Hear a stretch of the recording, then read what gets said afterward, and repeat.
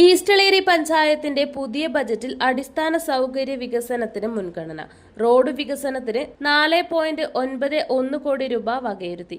പാർപ്പിട മേഖലയ്ക്ക് 2.5 കോടി രൂപയും കാർഷിക മേഖലയ്ക്ക് 82 ലക്ഷം രൂപയും ആരോഗ്യ മേഖലയ്ക്ക് 70 ലക്ഷം രൂപയും മാറ്റിവെച്ചു. മാലിന്യ നിർമ്മാർജ്ജന പ്രവർത്തനങ്ങൾക്കും വനിതാ ഘടക പദ്ധതികൾക്കും 33 ലക്ഷം രൂപ വീതവും വിദ്യാഭ്യാസ മേഖലയ്ക്ക് 20 ലക്ഷം രൂപയും അനുവദിച്ചു.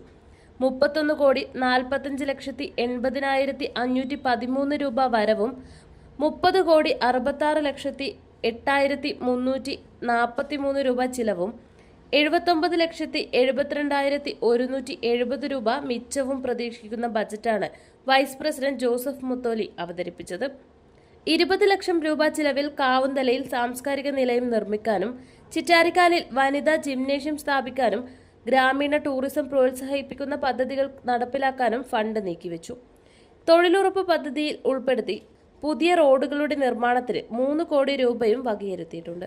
യോഗത്തിൽ പഞ്ചായത്ത് പ്രസിഡന്റ് മേഴ്സി മണി അധ്യക്ഷത വഹിച്ചു. സ്ഥിരം സമിതി അധ്യക്ഷ Soni Velayudhan, Dominic Koyathuruthel, Jose Kuttiyathottil, NV Sivadasan, ആസൂത്രണ സമിതി ഉപാധ്യക്ഷ ഫിലോമിന ജോണി എന്നിവരും പ്രസംഗിച്ചു.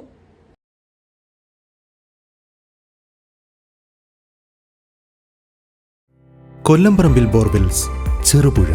കുഴൽ കിണറുകൾ ഏറ്റവും കുറഞ്ഞ നിരക്കിൽ നിർമ്മിച്ചു നൽകുന്നു. Master drilling, tractor drilling, inwell drilling.